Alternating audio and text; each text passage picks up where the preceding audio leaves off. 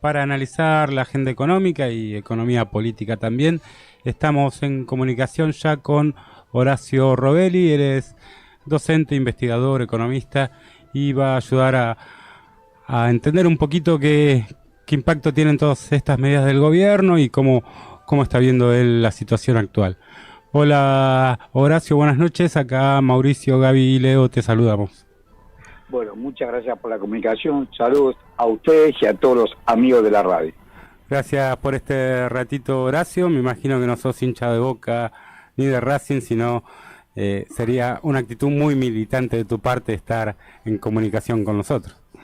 Humildemente soy simpatizante de Boca, no fanático, pero soy simpatizante de Boca, pero prefiero hablar con ustedes. Vamos, vale doble entonces, Horacio, este ratito. Muy bien ahí. Bueno, decíamos, por un lado un gobierno que después de los resultados de las PASO devaluó, una devaluación que generó un impacto fuerte en precios. Una semana después con desembolso del fondo de por medio, toma medidas anunciadas para paliar esa devaluación a la que dice se vio obligada a tomar. Contanos un poquito cómo ves ese marco global primero y después nos metemos en las medidas, si te parece.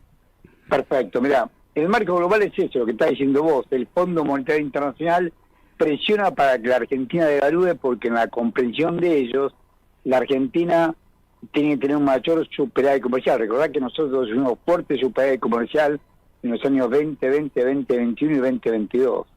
En esos 3 años llegamos a acumular 34.000 millones de dólares de superávit comercial, cifra que no se alcanzó en toda nuestra historia. Nunca hubo una acumulación ni siquiera la mitad de ese monto. O sea, 34.000 millones de dólares. Es cierto que el dólar también tiene inflación, estamos hablando de dólar corriente, pero 34.000 millones de dólares es una barbaridad. Sin embargo, todo eso se lapidó, se perdió. Y ahora con la sequía, tenemos déficit comercial. Nosotros estamos acumulando déficit comercial en los primeros 7 meses, no tenemos los datos de agosto, pero en los primeros 7 meses del año 2023 estamos teniendo déficit comercial. Pero ¿qué pasó con los 29? La pregunta sería, ¿qué pasó con los 29.000 millones restantes? O sea, si vos tenés 34 y tenés un déficit de 5.000, ahora tenés 29. ¿Dónde están esos 29.000 millones de dólares restantes? Tendrían que estar apuntalando las reservas internacionales del Banco Central. Sin embargo, cuando uno va al Banco Central y ve las reservas internacionales, ve que las reservas internacionales disminuyeron, que desde el 10 de diciembre del año 2019 en que asumió Alberto Fernández. Las reservas internacionales al 9 de diciembre del 2019 eran de 45.190 millones de dólares, 45.000 millones de dólares, y ahora son de 27.955, 28.000 millones de dólares. Te están faltando más de 17.000 millones de dólares. Tuviste el superávit comercial acumulado por los años 2020 al 2022 inclusive, y un déficit de 5.142 ahora en los primeros 7 meses, pero te da 29.000 millones de dólares arriba. Tenés 29.000 millones de superávit acumulado, y sin embargo las reservas internacionales del Banco Central bajaron en 17.000 millones de dólares. ¿Y cómo se explica esa diferencia? ¿Qué se fue? Muy ¿Servicios fácil. de deuda del Estado? ¿Servicios pago Parte de qué? de la deuda pública hubo, pero lo fundamental que se le pagó a las empresas privadas por supuestas deudas que tienen. Por eso Cristina Fernández de Kirchner, que es la vicepresidenta de la Nación, pero sin embargo aparece como una comentarista política, va a decir, inauguraba la escuela judicialista Néstor Kirchner el 27 de abril del 2023, en La Plata, este 27 de abril último. Y dijo, ¿alguien cree que le van a prestar a la Argentina, empresa argentina? Es autopréstamo, son empresas que tienen depósitos ahí. Y esta es la verdad. Vos no podés pensar que nosotros, en la Argentina, habiendo tenido un superávit acumulado en todo el gobierno de Alberto Fernández, de 29.000 millones de dólares, la reserva disminuye en 17.000 millones de dólares. Acá lo que hubo que se le pagó a las empresas casi 25.000 millones de dólares. 25.000 millones de dólares se le dieron a las empresas para que pagaran supuesta deuda externa. Aparece la Serenísima Arcor, colocando 2 obligaciones negociables por 500 millones de dólares en total y compra un tercio de la Serenísima. el grupo Pagani compró un tercio de la Serenísima. Extiende su rol cuasi monopólico o oligopólico de la galletita, caramelo, dulce, confitura, chocolate, etcétera, etcétera, a través de Arcor y Bagley y la campañola con tomates y mermelada, lo extiende a la Serenísima, compra un tercio de la Serenísima, que a su vez es un tercio del mercado lácteo en la Argentina, y se lo pagamos vos, yo y todos los que nos están escuchando. ¿Por qué? Porque le compró a 62 pesos en diciembre del 2019 que al tipo de cambio oficial, y si lo compra hoy, porque ya está terminando de pagar la deuda, lo compra a 365 pesos sin límite, sin límite, solamente presentando la obligación. Se le dieron a las empresas 25, o sea, lo que tenemos acumulado de superávit comercial lo perdimos casi todo por pagar a las empresas supuesta deuda externa. Y la decisión de Horacio, ¿qué observas vos? ¿Inoperancia o...? No, complicidad. Acá hubo complicidad. Cristina Fernández de Kirchner dice eso porque no se quieren pelear con las empresas. No es que acá vos no podés ser tan inocente que tenés un tipo de cambio paralelo a 730 pesos, el oficial a 365 y viene Arco y te compra a 365. El loco no es Milei, o no es el único loco, digamos. Acá hay el grado de alineación de este gobierno es importante. Acá hubo un error garrafal del Banco Central, por supuesto avalado por el presidente de la República, de haberle vendido al tipo de cambio oficial a las empresas para que paguen supuestas deudas externas. Presento el clavo. Yo también te presento un pagaré que debo plata.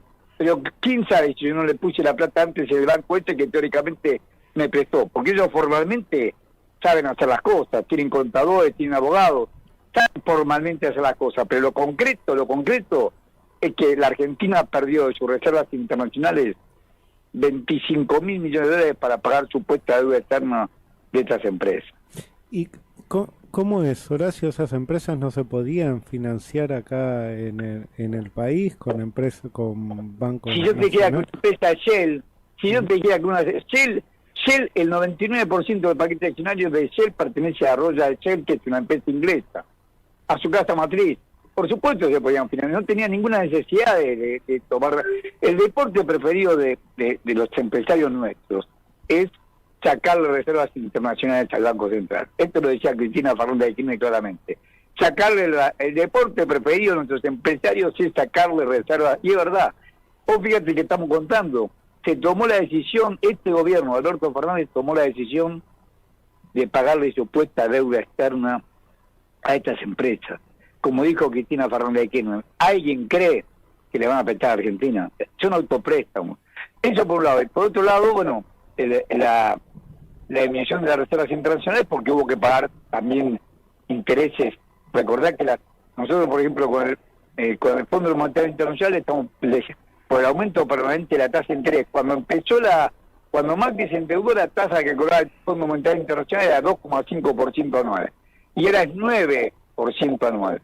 O sea, Macri triplicó la tasa. Claro, ¿por qué? Porque Estados Unidos también, ¿te acordás que cuando le prestó el Fondo Monetario Internacional a Argentina, la tasa internacional, la prime rate de Estados Unidos, la tasa de referencia de la Reserva Federal de Estados Unidos, era de 0,25 puntos, y hoy es de 5,25 puntos, ¿es cierto? La tasa de referencia creció, pero todos los empleados del Fondo Monetario Internacional, todos los pagos que tienen, hasta los que hacen la limpieza, entre el director gerente, hasta lo que hace la limpieza, todo se lo pagamos los argentinos, todo. Estamos pagando el Fondo Monetario Internacional, este año vamos a pagar cerca de 9.000 millones de dólares, este año solamente, por intereses de la deuda, porque el capital, vos viste que nosotros le pagamos, el acuerdo es pasar un stand-by a 3 años a pasar un préstamo de facilidades extendidas a 10 años. Nosotros no pagamos el capital, sí lo pagamos en junio, porque como según ellos no habían cumplido las metas, pese a que ellos saben que hubo sequía y que no pudimos comprar por sequía, le pagamos los 3.600 millones de más. Tuvimos que pedir préstamo a China, a la CAF, a la Corporación Andina de Fomento, y hasta utilizamos 775 millones de DES que no utiliza Qatar. Todo eso para pagarle el capital. Bueno, ahora me devolvieron, con los 7.500 millones de dólares nos devolvieron los 3.600 millones de dólares que le pagamos en junio. Pero ya pagando intereses este año, vamos a rondar los 9.000 millones de dólares solamente al Fondo Monetario Internacional, este año. Esto te das cuenta que no cierra por ningún lado, no hay forma de... en total vamos a pagar intereses este año un poco más del 3% del PBI. O sea, Durísimo. unos casi 14.500 millones de dólares, más el fondo, más los otros acreedores. Y Porque a la vuelta... está ahí también la discusión de la sobretasa, una discusión que se quiso dar, ¿no?, desde el plano también político y que no se pudo ganar, ¿no? Bueno, pero primero se tiene que haber investigado la deuda, muchachos. Estamos pagando una deuda que no beneficia al pueblo argentino. Acá el Fondo Monetario Internacional le prestó a Mauricio Macri en derechos especiales de giro, pero equivalente a 44.599 millones de dólares, y desaparecieron. Si vos dijeras, bueno, recuperamos el Puerto Rosario y los demás puertos, tenemos nuestra propia marina mercante, modernizamos la flota de aviones, de trenes, se construyeron 3 millones de viviendas, no se compró un ladrillo. O sea, es todo una... ¿Cómo te puedo? Por eso, cuando vos... Estoy tratando de responderte la primera pregunta que me hiciste, Sí. si es por inoperancia o por complicidad. Para mí queda claro que es por complicidad. Vos no podés poner un elefante en un departamento de 2x2, en un departamento de 30.000 y no verlo. O sea, le estás pagando... te hiciste el tonto con la investigación de la deuda. Le había prometido, Alberto Fernández prometió, cuando inauguró las sesiones ordinarias, el 1 de junio del 2020, que iba a investigar la deuda hasta las últimas consecuencias, y no lo hizo.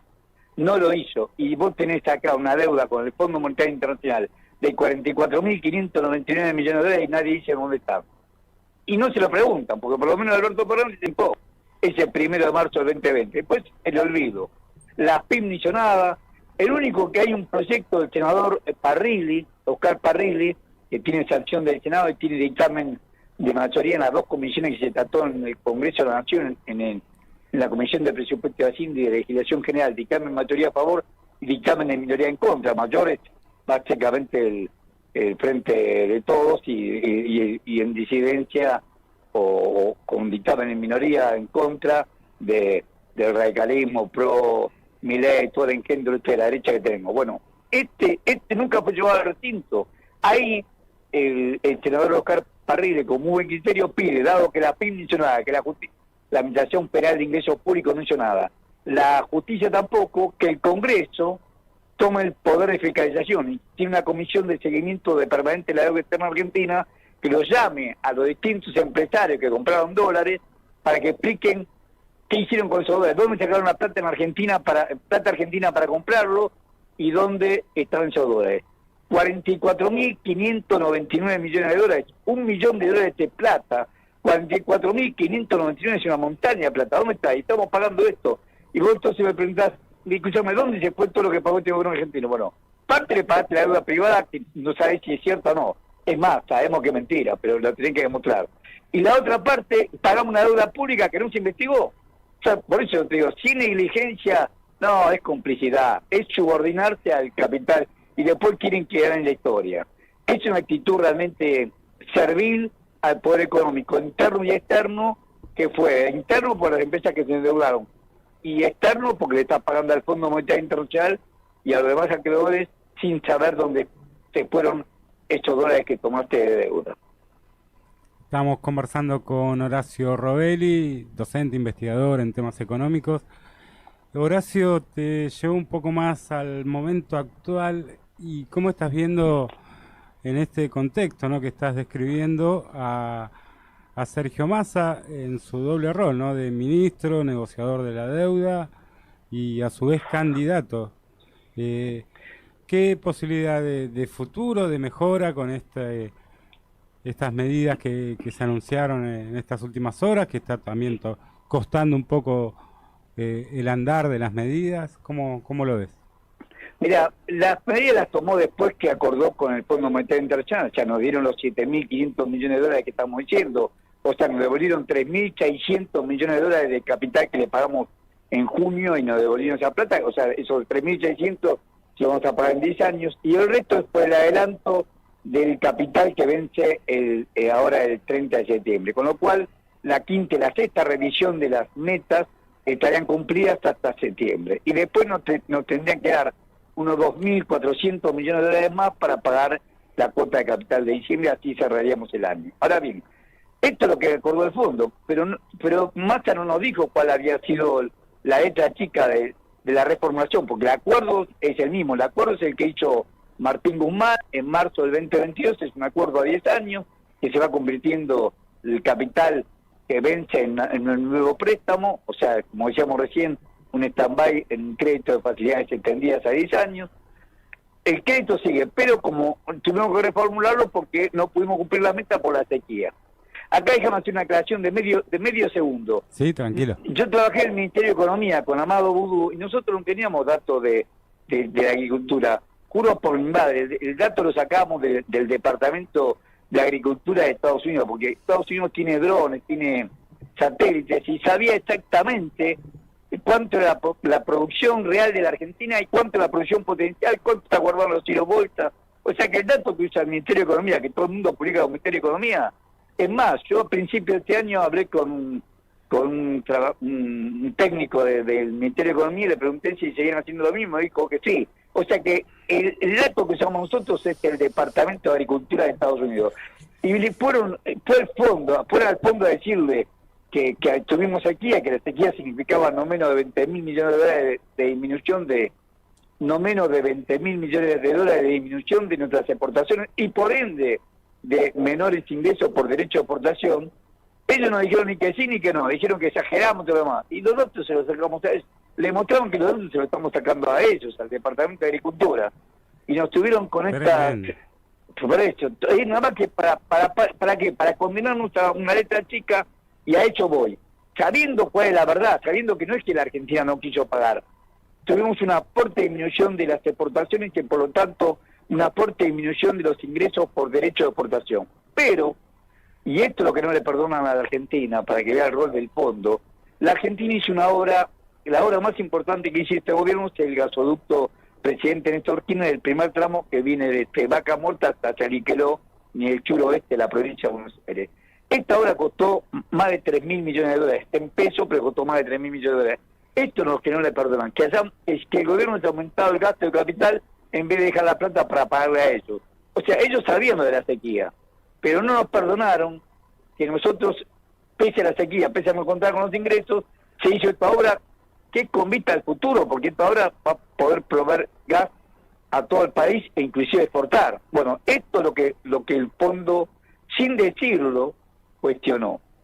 Entonces, como hicimos esta desobediencia, en vez de juntar la plata para pagarle a ellos, se utilizó la plata porque vos tuviste que comprar insumos.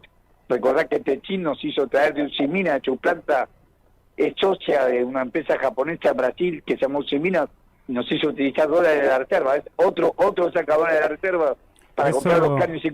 Hay un paréntesis, algo que había alertado, como vos decías recién en un discurso, Cristina Fernández de Por eso, Kirchner.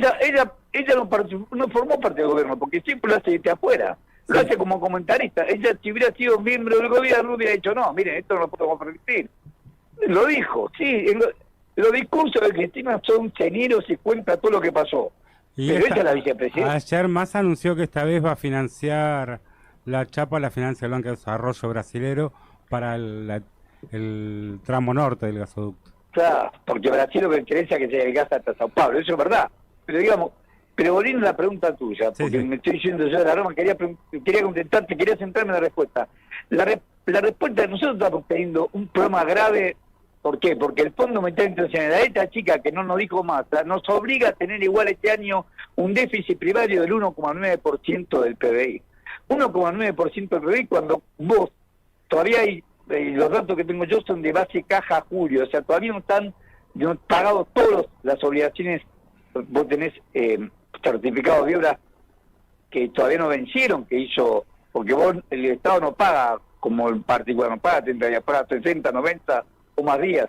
O sea, hay todavía certificados, recordad que la obra se terminó el 9 de julio, hay todavía certificados de obras del gasoducto Presidente Néstor Kirchner que todavía no se pagaron y que van a vencer en agosto, en septiembre y en octubre.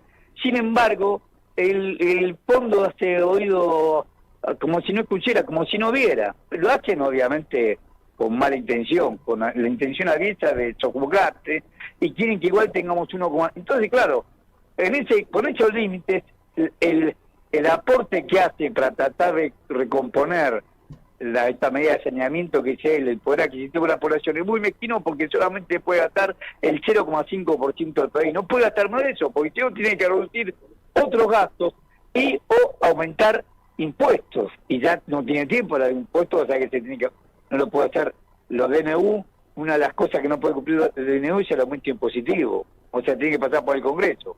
Un gobierno que se va te da cuenta que no le va a aprobar nada. Ni el planteo este que está planteando le van a aprobar.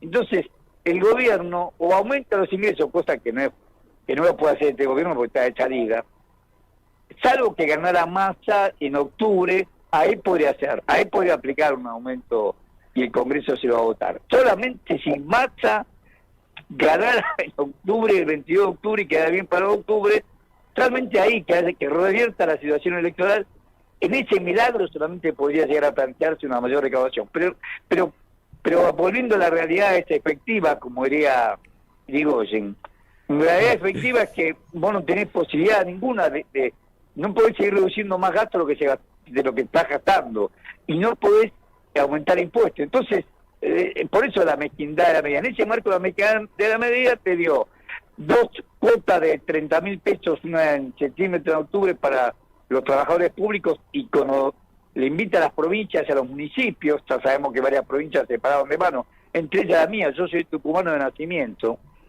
y Tucumán tiene una situación de alta exigibilidad porque tiene más del 90% del presupuesto de la provincia de Tucumán se gasta en personal.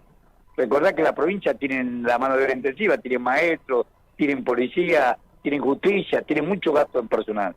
Y médicos, el personal sanitario, bueno, así como uno pondera la valiente actitud del personal sanitario de todo el país, le tiene que pagar. La gente vive, come, sueña, hay que pagarle. Bueno, en mi provincia no puede pagarlo. Hay provincias como Santiago del Estero que se puede dar el lujo de pagar con creces, porque Santiago del Estero tiene superávit fiscal y tiene plata puesta en el banco.